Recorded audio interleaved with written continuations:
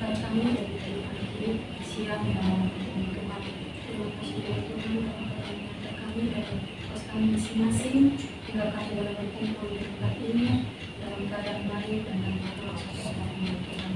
Tuhan sementara kami ada menyertai orang Tuhan yang dekat kami, agar kami boleh memulai ibadah kami ini dalam nama Tuhan, dalam nama Yesus.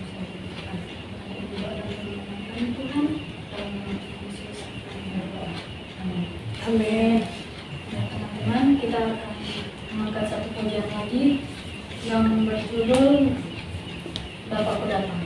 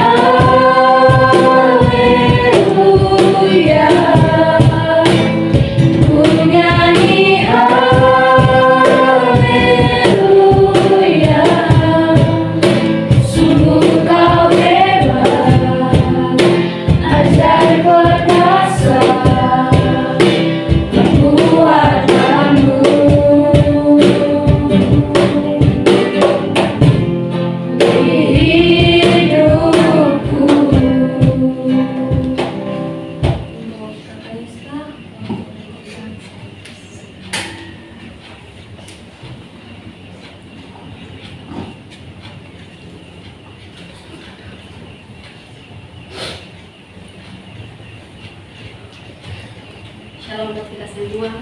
Shalom. Ya, terima kasih untuk waktu dan kesempatan yang diberikan kepada saya untuk boleh memimpin firman Tuhan pada malam hari ini. Firman Tuhan pada malam hari ini terambil dari kitab Lukas. Kitab Lukas pasal 9 ayat 49 sampai ayat yang ke-56. Sekali lagi, Lukas 9 ayat 49 sampai 56. Sebelum kita masuk dalam pemberitaan firman Tuhan, mari kita satu dalam doa kita berdoa. Selamat malam Bapa, selamat malam Yesus, selamat malam Roh Kudus. Kembali lagi kami ke hadapan hadirat-Mu Bapa. Kami bersyukur atas penyertaan-Mu. Engkau boleh memberkati kami, menjaga dan melindungi kami dari pagi hingga pada malam hari ini Bapa. Bapa, kami telah memuji dan memuliakan nama-Mu. Kini tiba saatnya Bapa bagi kami untuk kami boleh mendengarkan sedikit dari kebenaran firman-Mu Bapa. Mari Engkau mampukan kami agar apapun yang kami dengar pada malam hari ini boleh mendapat bagian di dalam kehidupan kami, dan kami boleh dapat mempergunakannya dalam hari lepas hari ya Bapa. Di dalam nama Tuhan Yesus yang adalah firman yang hidup itu, kami berdoa. Amin.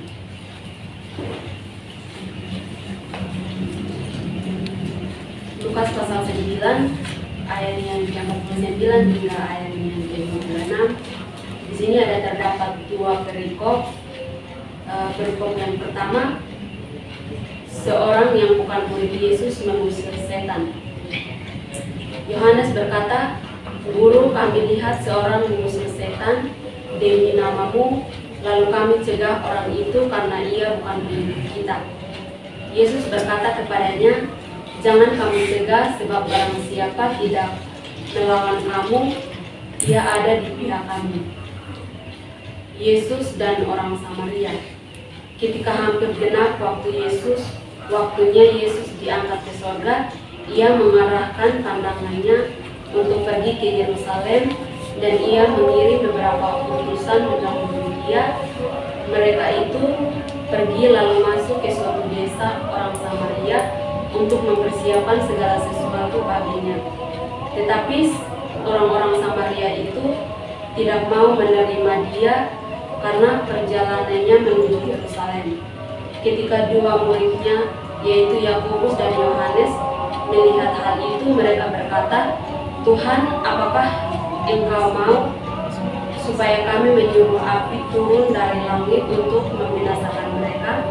Akan tetapi ia berpaling dan menegur mereka. Lalu mereka pergi ke desa yang lain. Demikian teman-teman.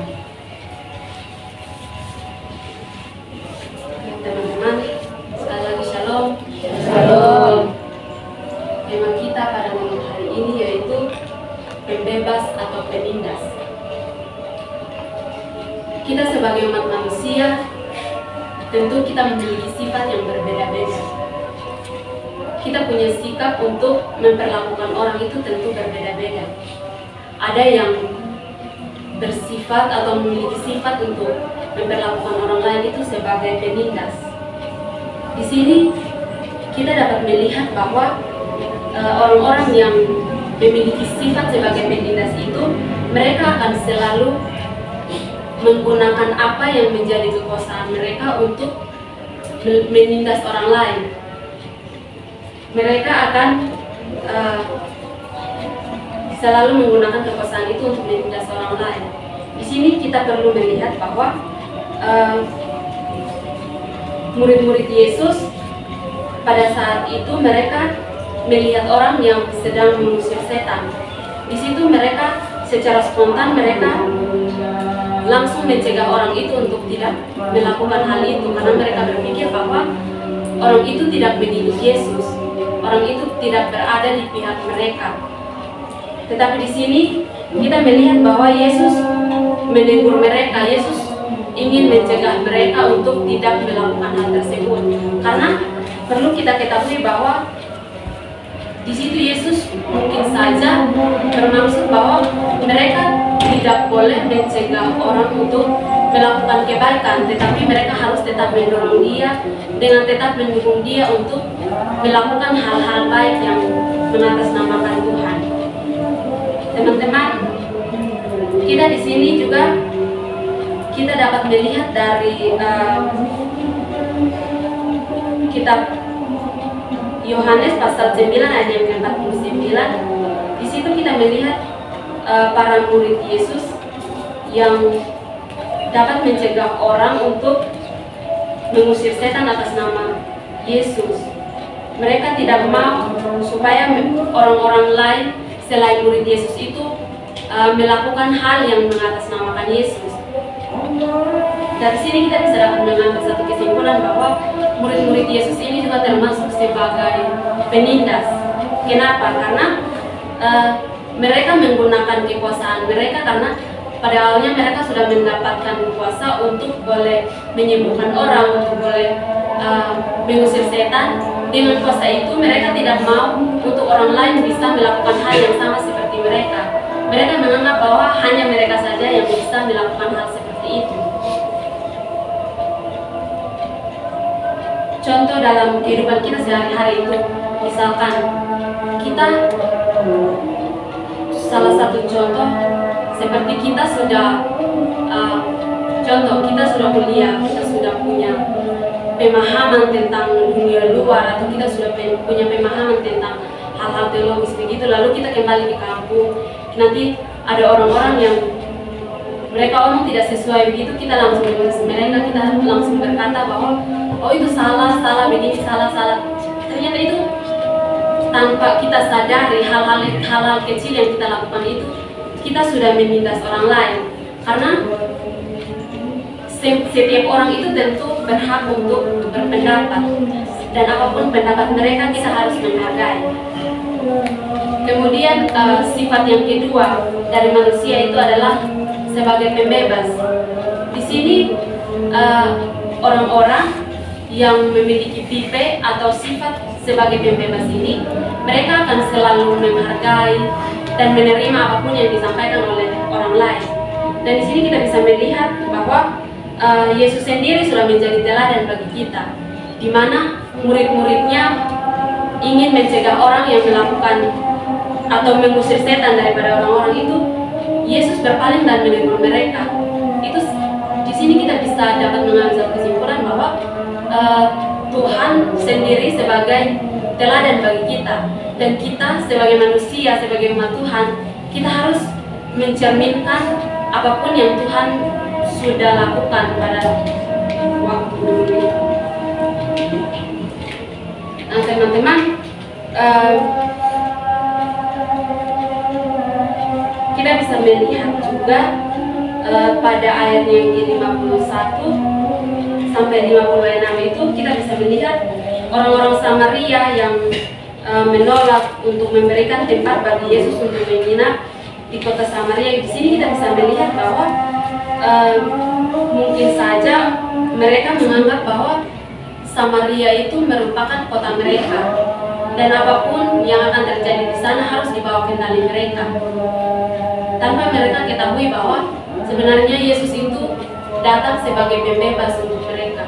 Yesus datang dengan maksud baik. Yesus hanya mau untuk menginap sebentar saja, karena Yesus akan melanjutkan perjalanan ke Yerusalem.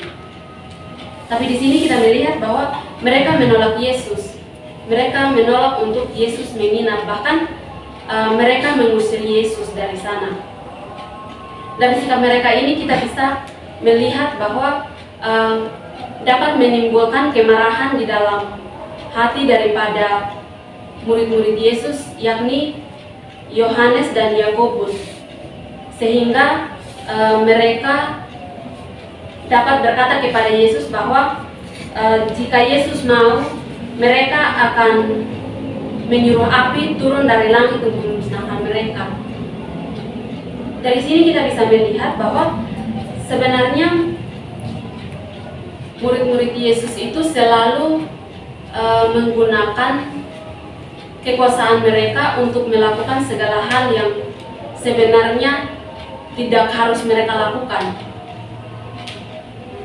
Nah teman-teman, kita sebagai umat manusia juga perlu untuk kita ketahui bahwa kita sebagai manusia, kita harus menunjukkan teladan daripada Tuhan Yesus sendiri. Kita harus mencerminkan setiap sikap, setiap hal yang sudah Tuhan Yesus sampaikan kepada kita.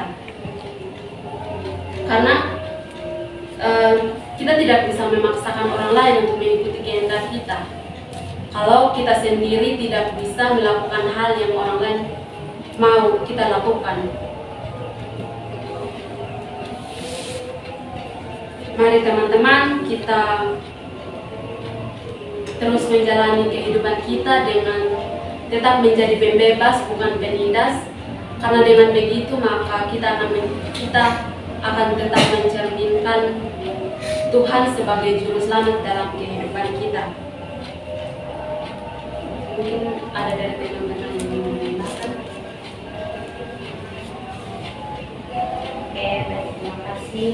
Mungkin saya akan menambahkan sedikit dari apa yang telah disampaikan kepada kita. Begitu banyak hal yang bisa kita pelajari dari firman Tuhan, yaitu di sini pemanasannya itu dari 11 atau 12. Ada pertanyaan refleksi, tapi sebelum itu saya memberikan sedikit tambahan. Teman-teman, di sini ada begitu banyak yang harus kita pelajari. Itu ada kasih, pengampunan, peringatan dan juga iman. Dimana di pembacaan yang pertama itu di situ kita diajarkan iman kita sebagai orang Kristen, dan juga pembacaan yang kedua itu ada seperti penindasan yang dilakukan oleh murid-murid Tuhan Yesus, di mana mereka memakai kekuasaan mereka untuk melakukan hal-hal yang menurut mereka sudah pantas mereka lakukan kepada orang itu. Pasti di dalam pikiran mereka itu orang-orang yang tidak mengikuti Tuhan saja bisa melakukan mujizat.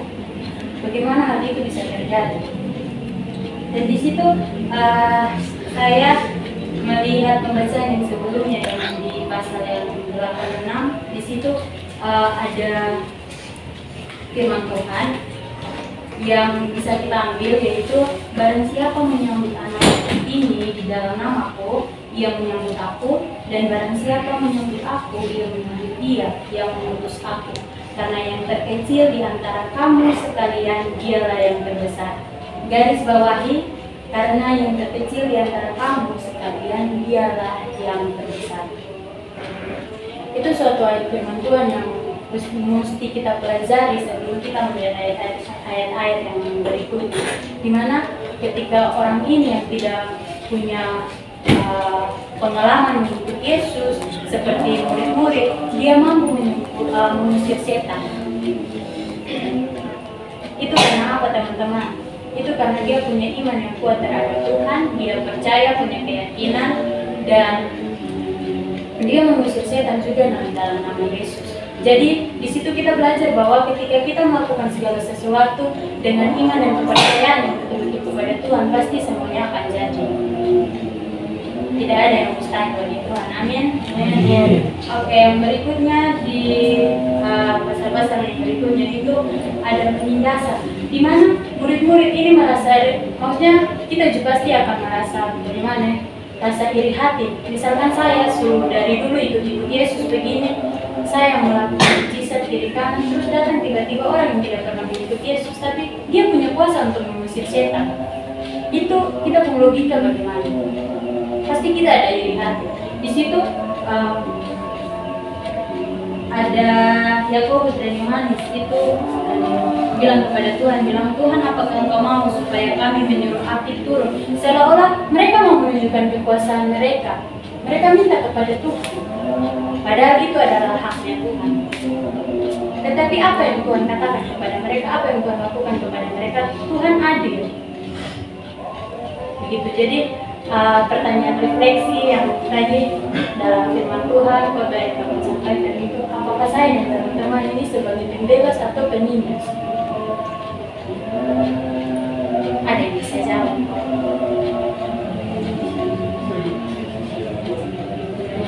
Iya.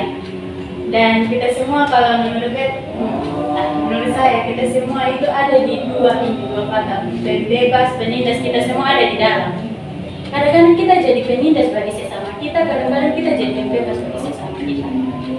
Apa yang harus kita refleksi dari firman Tuhan yang barusan saya dan teman-teman baca? Apakah sesudah ibadah ini kita hanya dengar di sini terus kita pulang, oh kamu jadi bebas, tapi lama-lama kita akan jadi penindas atas sesama kita sendiri. Dimana kita akan seperti murid-murid murid-murid Tuhan Yesus, bahwa kita mempunyai kekuasaan kita sendiri. Kadang kita sekolah teologi, contohnya kita sekolah teologi, kita memakai kepintaran kita yang kita belajar, kadang kita belajar dan kita seolah-olah apa yang disampaikan oleh teman-teman kita menggunakan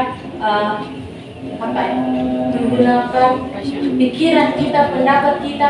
Lu tahu apa? Saya sekolah teologi, saya sekolah kitab, saya tahu ini dan ini. Jadi seolah-olah pendapat kita itu lebih benar dari mereka. Dan tanpa kita sadari, itu kita sedang menindas sesama kita, teman-teman. Jadi mungkin bukan untuk merubah kita untuk harus benar-benar jadi orang yang tulus, punya iman yang kuat, tetapi mari saya dan teman-teman semua berusaha untuk menjadi orang yang tidak menindas sesama kita dan bisa membebaskan sesama kita, terutama itu tekankan kepada diri kita sendiri. Apakah saya bisa tidak menindas sesama saya? apakah saya bisa menjadi pembebas untuk teman-teman saya? Amin. Terima kasih.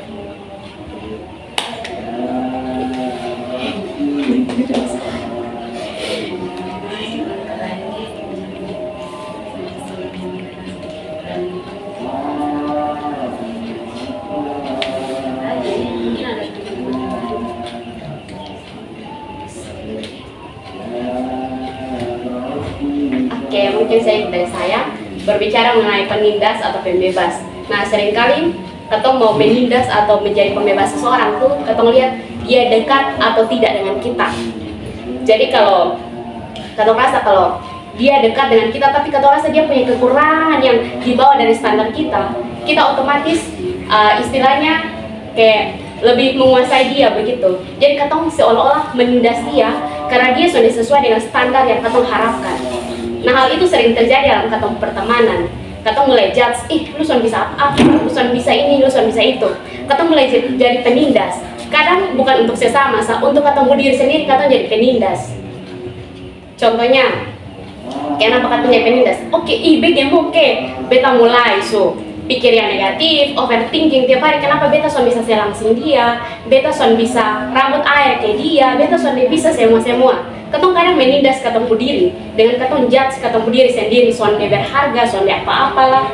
Padahal ketong punya kualitas yang sama dan ketong punya keunikan yang berbeda-beda karena ketong semua beragam. Toh son ada manusia yang seragam.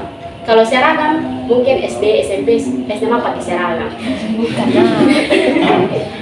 Terus berbicara mengenai pembebas, ketong ini refleksi ini sebenarnya sangat menampar ketong.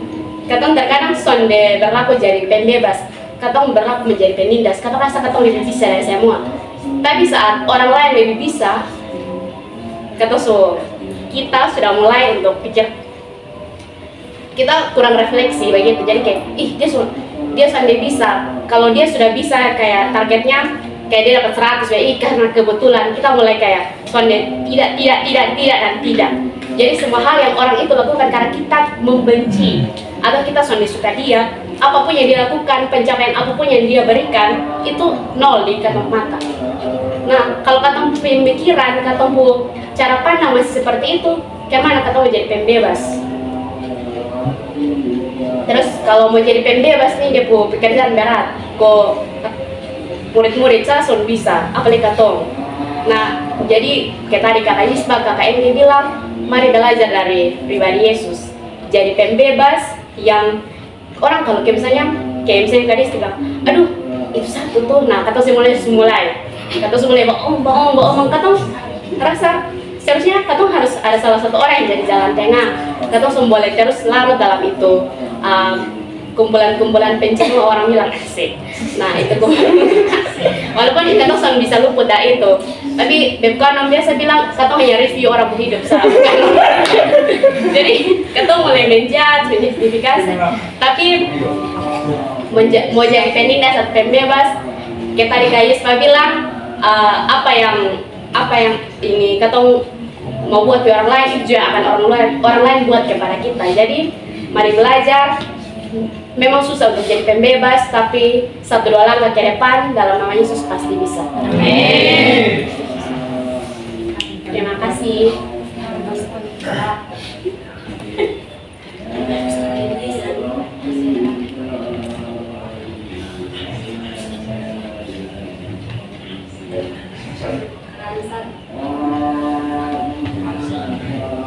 Ya, terima kasih.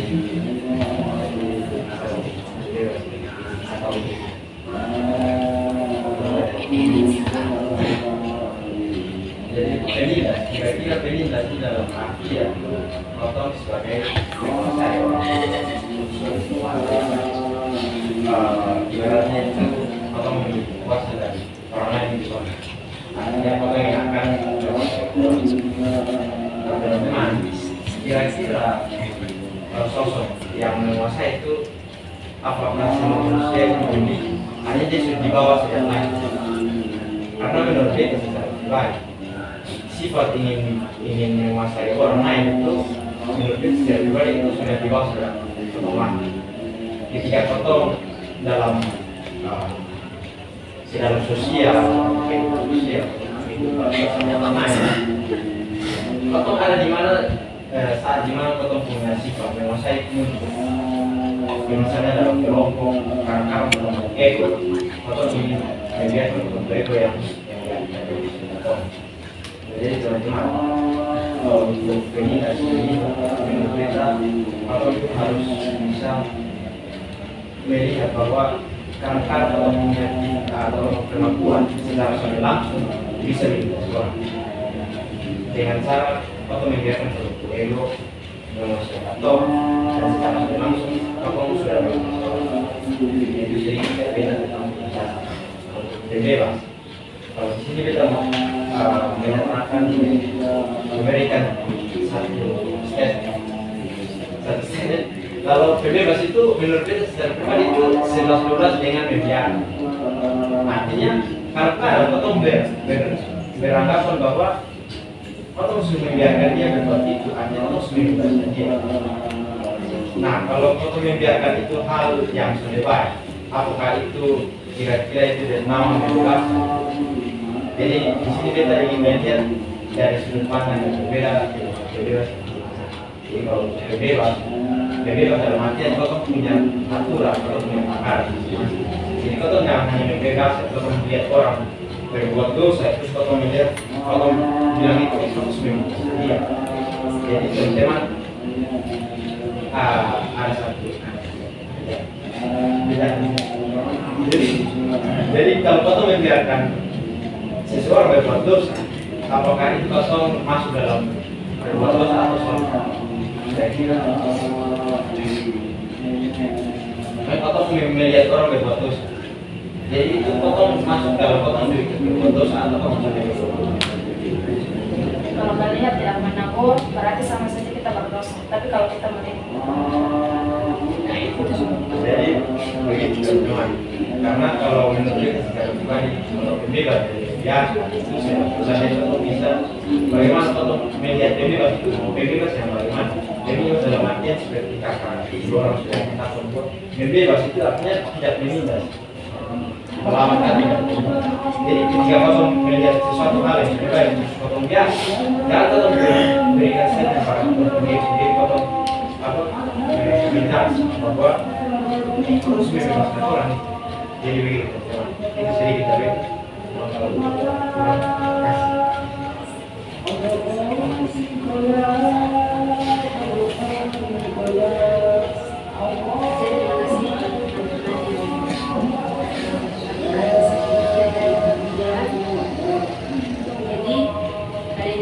Diberikan kuasa untuk melayani Tuhan, namun kadang kita salah menggunakan kuasa itu.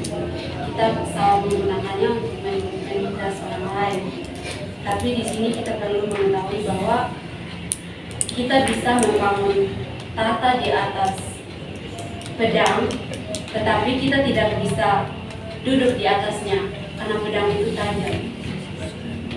Kerajaan Tuhan membuat kita Amin. Mari kita dalam doa, kita berdoa. Kembali lagi kami ke hadapan hadirat Bapa, kami bersyukur karena Engkau boleh memberkati kami sehingga kami boleh membaca sedikit dari kebenaran firman-Mu. Kami boleh merenungkannya, boleh berbagi pikiran antara satu dengan yang lainnya ya Bapa. Dari Bapa mampukan kami agar apapun yang kami dengar pada malam hari ini jangan hanya lalu begitu saja, tapi mampukan kami Bapa untuk kami menjadikannya sebagai pedoman di dalam kehidupan kami hari lepas hari. Dalam nama Tuhan Yesus kami datang berdoa kepada Bapa di surga. Amin.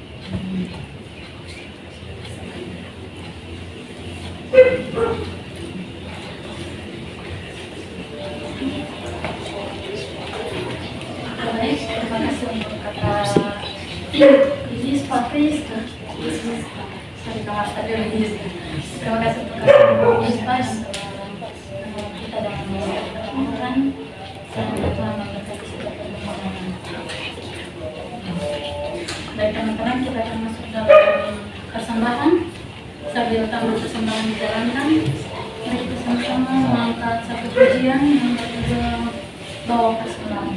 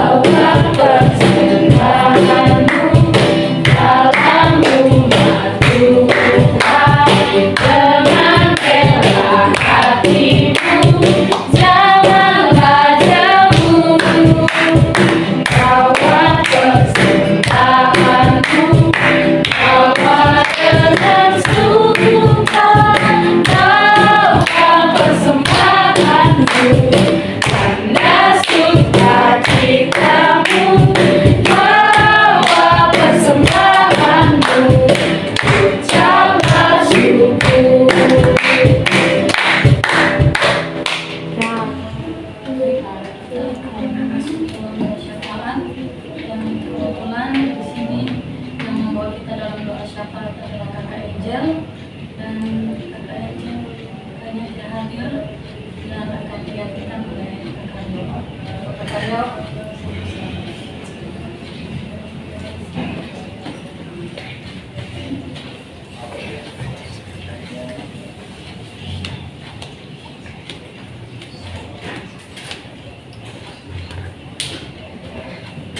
Baik teman-teman, sebelum kita masuk dalam doa syafaat, mungkin ada pergumulan yang ingin kita doakan bersama. Mungkin doa sobat das tentang semua. Oke. Baik. Mari kita ketemu. Terima kasih. Terima kasih sampai ketemu. Oh. Ada lagi? Dan khususnya guys dengan minta benar-benar sekali ketemu dia biasa bisa tidur.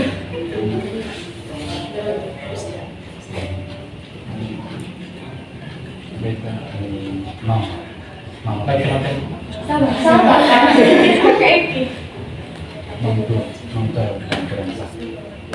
Ini kemana? Iya. TS, saya mau mata kuliah. TS finalis. Sudah. Oke. Baik teman-teman, mari kita menghadap Tuhan dalam doa. Kita berdoa. Bapa di surga, Bapa di dalam anak Yesus Kristus, kami kembali ke hadapan hadirat-Mu ya Tuhan. Kami mengucap syukur Tuhan atas kasih dan setia-Mu Tuhan yang begitu besar di dalam kehidupan kami, sehingga Engkau boleh menyertai kami sepanjang hari ini Tuhan.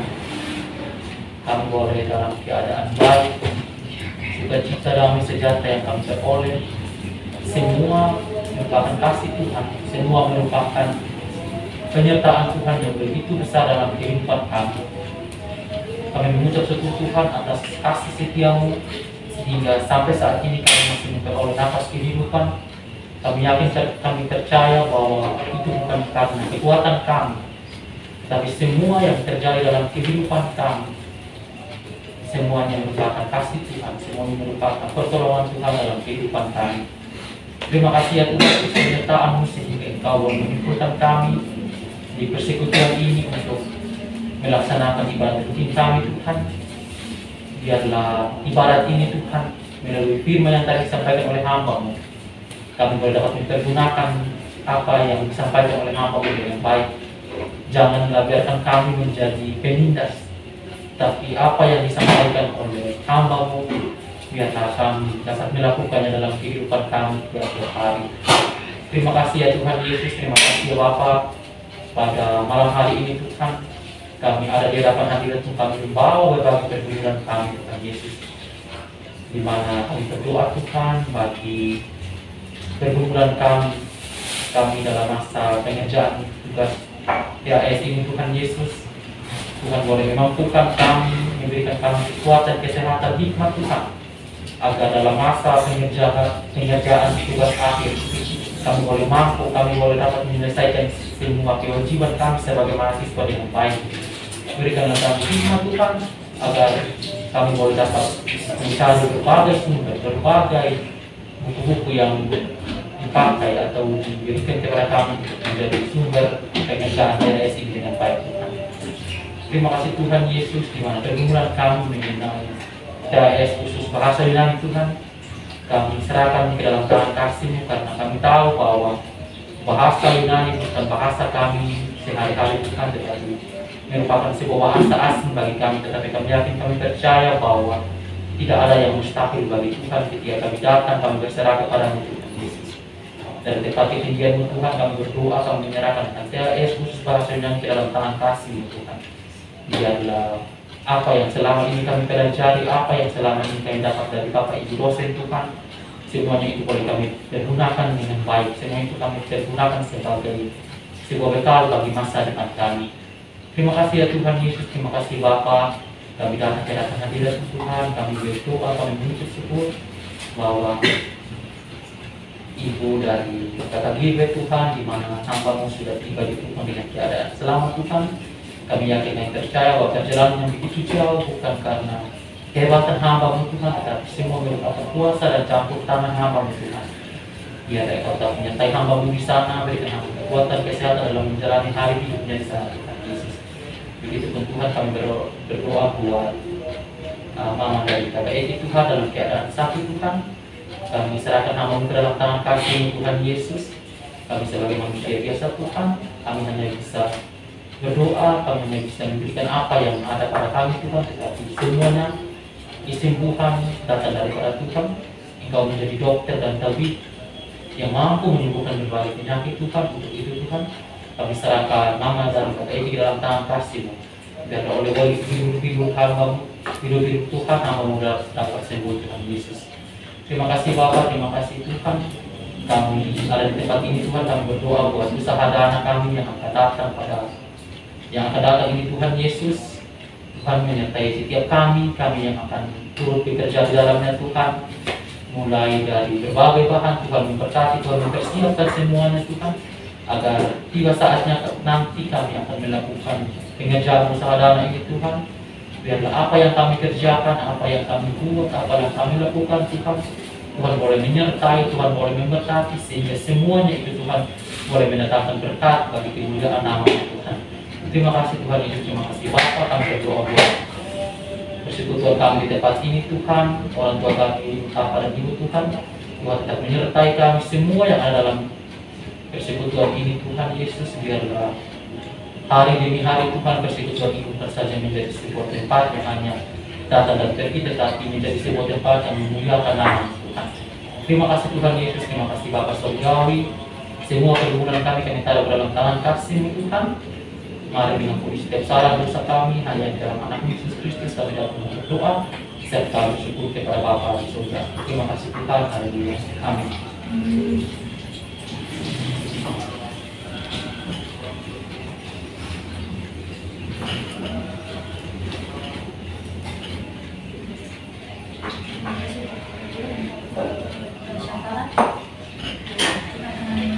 Sekali lagi mengangkat satu video yang berkaitan halaman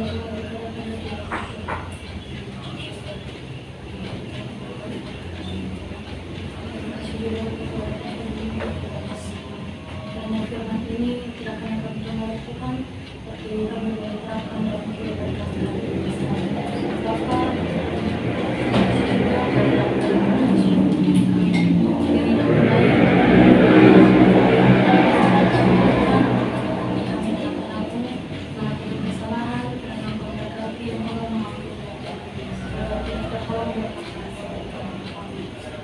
serta yang kembali ke tempat masing-masing, maupun menuntun yang kita sejalan jalan agar kami juga masing-masing dalam keadaan Tuhan dan nama Tuhan Yesus kami berdoa. Amin. Ustaz. Terima kasih Bapa, terima kasih Bapa di dalam surga.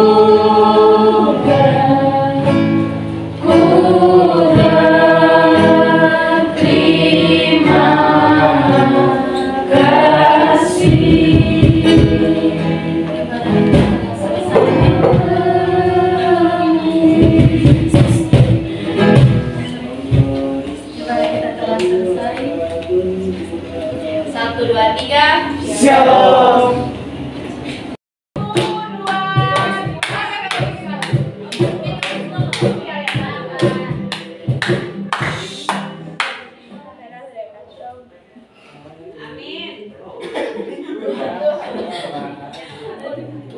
Tiup lilin. Satu. Dua, tiga.